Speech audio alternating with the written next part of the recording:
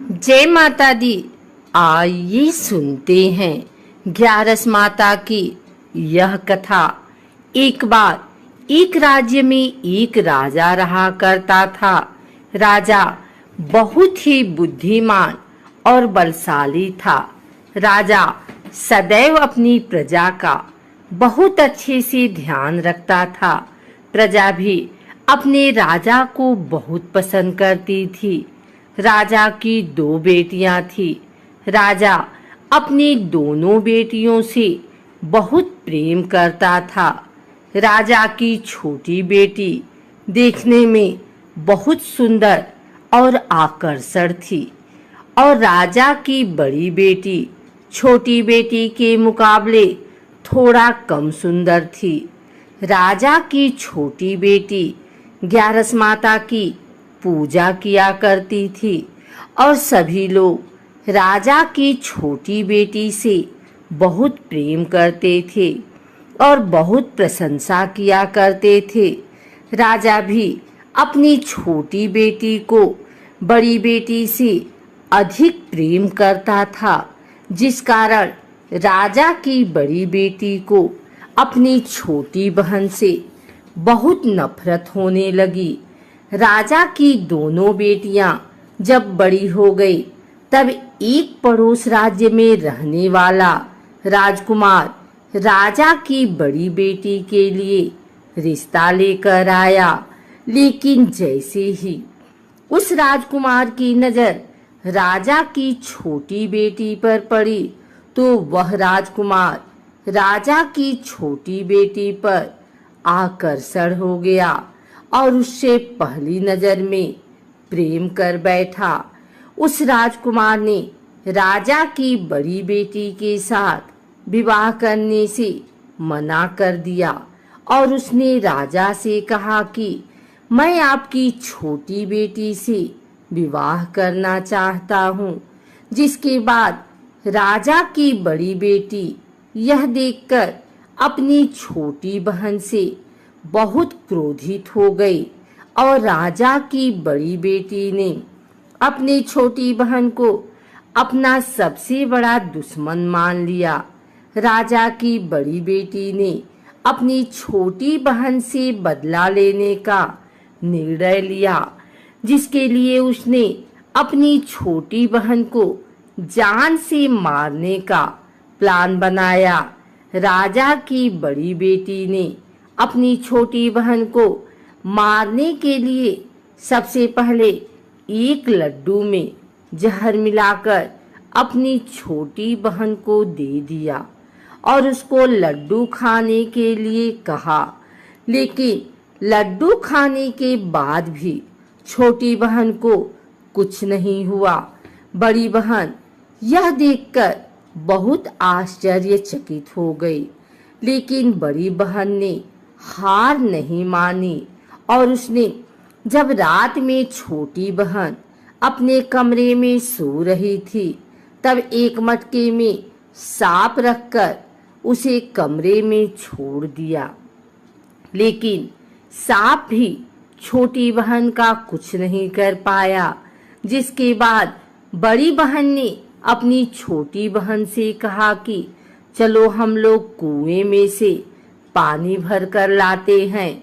जिसके लिए वह अपनी छोटी बहन को पानी भरने के बहाने कुएं के पास ले गई और उसने अपनी छोटी बहन को कुएं में धक्का दे दिया।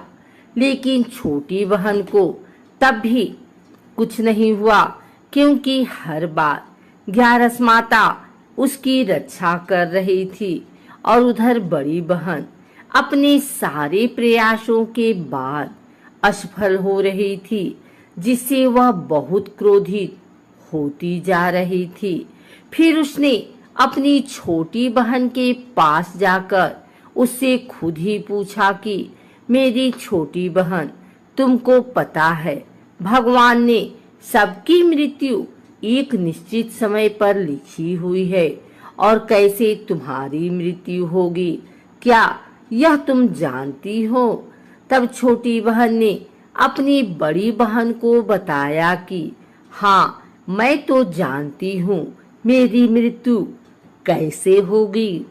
छोटी बहन से यह सुनकर बड़ी बहन मन ही मन बहुत प्रसन्न होने लगी और उसने अपनी छोटी बहन से कहा कि तो मुझे अपनी मृत्यु का राज बताओ। छोटी बहन ने अपनी बड़ी बहन से कहा कि मेरी मृत्यु तो एक तोते में है, जो तोते के गले में एक हार है, उससे मेरी मृत्यु होगी। जब तक कोई भी व्यक्ति तोते को मारकर वह हार अपने गले में पहनेगा तो मैं मूर्छित हो जाऊंगी, और जैसे ही उस हार को अपने गले से उतारेगा तो मैं वापस से जीवित हो जाऊंगी। अपनी छोटी बहन की मृत्यु का राज जानकर बड़ी बहन बहुत ही खुश हो गई और उसने अपनी छोटी बहन को मारने के लिए उसके पालतू तोते को ढूंढना शुरू कर दिया। और छोटी बहन को इस बात का आभास हो गया था कि कोई उसकी जान लेना चाहता है, जिसके लिए वह अपने पिताजी के पास गई और उसने अपने पिताजी से कहा कि पिताजी, मेरी मृत्यु के बाद आप मुझे जलाइएगा मत, बल्कि आप मुझे अपनी पुरानी वाली हवेली में एक पलंग में लिटाकर छोड़ दीजिएगा। अपनी छोटी लड़की की यह बात सुनकर राजा बहुत आश्चर्यचकित हुए।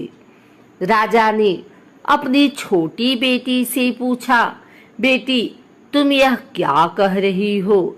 तब राजा की छोटी बेटी ने बताया, पिताजी, समय किसी के लिए नहीं रुका है, कब क्या हो जाए किसी को कुछ पता नहीं है। और फिर राजा ने अपनी छोटी बेटी से कहा कि तुम ऐसी बातें क्यों कर रही हो? 2-3 दिन में तो तुम्हारा विवाह है। लेकिन छोटी बेटी ने अपने पिताजी को ऐसा करने पर मजबूर कर दिया और उनसे वचन ले लिया। राजा ने भी अपनी छोटी बेटी की बात स्वीकार कर ली और 2-3 दिनों के बाद जब शादी का समय आया तब राजकुमार बारात लेकर राजा के घर आया और राजकुमार और राजा की छोटी बेटी का विवाह शुरू हो गया। जैसे ही राजा की छोटी बेटी राजकुमार के साथ फेरे लेना शुरू करती है, उसकी बड़ी बहन अपनी छोटी बहन के कमरे में जाकर उसके तोते को पकड़ लेती है और उसको जान से मार देती है। तोते के गले में जो हार था उसको अपने गले में धारण कर लेती है। जैसे ही बड़ी बहन उस हार को अपने गले में धारण करती है, उधर छोटी बहन 3.5 ही फेरे ले पाती है और वहीं पर बेहोश होकर गिर जाती है। जिसके बाद राजा ने बड़े दर्द हकीमों को बुलाया और अपनी छोटी बेटी का इलाज करने के लिए कहा।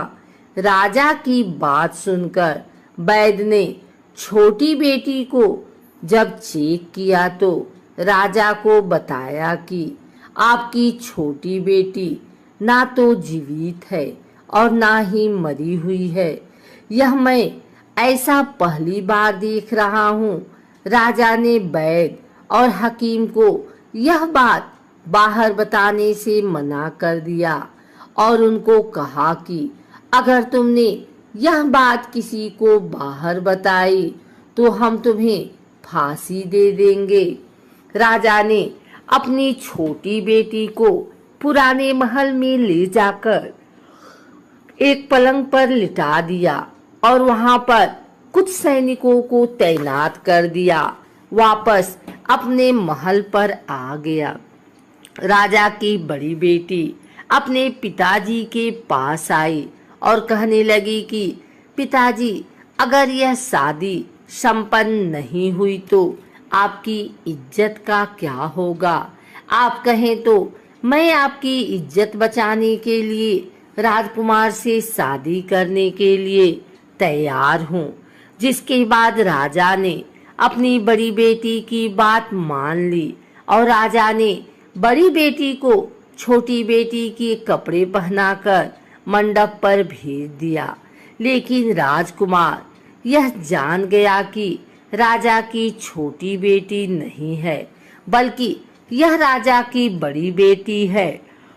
लेकिन जब राजकुमार ने शादी करने से मना किया तो सभी लोगों ने राजकुमार को विवश करके राजा की बड़ी बेटी से बचे हुए फेरों को संपन्न करा दिया और विवाह करवा दिया। जिसके बाद राजकुमार राजा की बड़ी बेटी को अपने महल ले गया। राजकुमार राजा की बड़ी बेटी से ना तो बात करता था, न ही उसको पसंद करता था और ना ही उसके आसपास भटकता था। और राजकुमार ने यह फैसला लिया कि वह अपनी प्रेमिका को ढूंढ कर रहेगा और यह जानकर रहेगा कि उसके साथ हुआ क्या है। एक दिन राजकुमार अपने घोड़े पर सवार होकर राजा के पुराने महल के पास पहुंच गया, जहां पर उसने कुछ सैनिकों को देखा। महल के पास पहुंचकर राजकुमार ने जब महल को ध्यान से देखा तो वह समझ गया कि यह तो हमारे ससुर जी का महल है। तब राजकुमार ने सैनिकों से पूछा, तुम लोग यहाँ क्या कर रहे हो और इस महल के अंदर उस पलंग में कौन लेटा है? जिसके बाद सैनिकों ने बताया कि यहाँ पर राजा की छोटी बेटी लेटी है। यह सुनकर राजकुमार बहुत प्रसन्न हो गया और वह तुरंत अपनी प्रेमिका के पास पहुंच गया और उसकी सेवा करने लगा। जैसे ही रात हुई तो राजा की छोटी बेटी उठकर खड़ी हो गई। राजकुमार यह देखकर बहुत खुश हो गया और उसने अपनी प्रेमिका से पूछा कि तुम यहाँ क्या कर रही हो? तुम मेरे साथ मेरे घर चलो। राजा की छोटी बेटी ने राजकुमार को सारी बातें बता दी कि मेरी जान एक तोते में बसी थी और मैंने यह बात सिर्फ अपनी बड़ी बहन को बताया था और मुझे पता है कि उसने ही मुझे मारने का प्रयास किया है। उसके पास एक हार है जिसको वह सुबह पहन लेती है और रात को उतार देती है। जब तक वह हार को पहन ले रहती है तब तक मैं मूर्छित रहती हूँ और जैसे ही वह हार को उतार देती है तो मैं जीवित हो जाती हूँ। और जब तक मेरी बड़ी बहन के पास वह हार है तब तक मैं ऐसे ही जीवित और मूर्छित होती रहूंगी। अगर मेरी बड़ी बहन के पास जो हार वह मेरे हाथ लग जाए तो मैं हमेशा के लिए जीवित हो जाऊंगी। राजकुमार यह बात सुनकर राजा की छोटी बेटी के पास रहने का निर्णय ले लिया और उसने अपने बचे हुए सारे फेरे उस पलंग में लेटी राजकुमारी की छोटी बेटी के साथ ले लिए और अपना विवाह पूर्ण किया। वहीं पर रहने भी लगा। देखते ही देखते कुछ समय में राजा की छोटी बेटी और राजकुमार की पत्नी पेट से हो गई। एक दिन राजकुमार को किसी काम से बाहर जाना पड़ा। तब छोटी बहन के पेट में बहुत तेज से दर्द होने लगा, जिसके बाद उसने ग्यारस माता का आवाहन किया। जिसके बाद वहां पर ग्यारस माता प्रकट हुई और उन्होंने अपने भक्त के दर्द को दूर किया और एक पुत्र की प्राप्त करवाई। और वहीं पर अचानक से राजकुमार भी आ गया। राजकुमार ने ग्यारस माता को देखा तो वह आश्चर्यचकित हो गया और उसने तुरंत माता को प्रणाम किया और ग्यारस माता ने राजकुमार से कहा कि जब तुम्हारा 5 वर्ष का बेटा हो जाए तो तुम अपनी पत्नी का हार लाकर इसके गले में डाल देना। और देखते ही देखते राजकुमार और राजा की छोटी बेटी का पुत्र 5 वर्ष का हो गया। राजकुमार अपने बेटे से कहता है कि बेटा, मैं कुछ काम से बाहर जा रहा हूँ, तुम अपनी माता का ध्यान रखना। और वहां से चला जाता है। राजा को बाहर निकलता देख बड़ी बहन के सैनिक देख लेते हैं और बड़ी बहन को जाकर सारी बातें बता देते हैं। जिसके बाद बड़ी बहन अपनी छोटी बहन के पुत्र को वहां से उठवा लेती है और उसको मरवा देती है। छोटी बेटी के पुत्र के 2 टुकड़े करवा देती है। पहला टुकड़ा चक्की के पास छुपा देती है और दूसरा टुकड़ा अपनी पलंग के नीचे रख लेती है। अब 11 माता भिखारी का रूप लेकर आती हैं। एक भिखारी का रूप रखकर बड़ी बहन के पास चली जाती हैं। जिसके बाद वहां पर भिक्षा मांगने लगती हैं। बड़ी बहन अपने नौकरों से कहती है कि जाकर भिक्षा दे दो। लेकिन जैसे ही नौकर 11 माता को भिक्षा देने के लिए आते हैं तो माता उन्हें मना कर देती हैं और कहती हैं कि मैं तुम्हारी महारानी से ही भिक्षा लूंगी। जिसके बाद बड़ी बहन स्वयं ही भिक्षा देने के लिए माता के पास आती है। तब माता एक बिल्ली का रूप लेकर उसके कमरे में चली जाती है और वहां पर छोटी बेटी के पुत्र को कोई 2 टुकड़े को आपस में जोड़ देती है और उसे जीवित कर देती है। उसे वहां से ले जाती है। राजकुमार अपने बेटे को लेकर अपनी पत्नी के पास जाता है और उसे कहता है कि तुम इसका ध्यान रखना। अगर तुम इस बच्चे का अच्छे से ध्यान रखोगी तो मैं तुमसे बात करूंगा। एक दिन राजकुमार अपने बच्चे से कहता है कि तुम मम्मी से उनके गले का हार मांग लो। जिसके बाद राजकुमार का लड़का अपनी माँ के पास जाता है और कहता है कि माँ, मुझे तुम्हारा हार चाहिए जो तुमने गले में पहन रखा है। यह सुनकर पहले तो बड़ी बहन बहुत क्रोधित होती है, पर उसको यह याद आता है कि राजकुमार ने कहा था कि अगर मैं इस बच्चे का ध्यान अच्छे से रखूंगी तो वह मुझसे बात करेंगे। जिसके कारण वह हर बच्चे को देखती है और उसे संभालती है।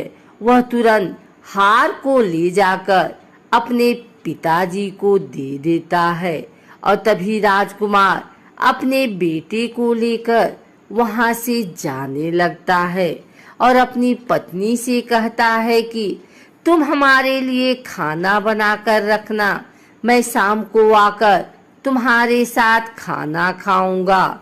और वह अपने बेटे को लेकर वहां से चला जाता है। जिसके बाद वह राजा के पास जाता है और उनको सारी बातें बता देता है।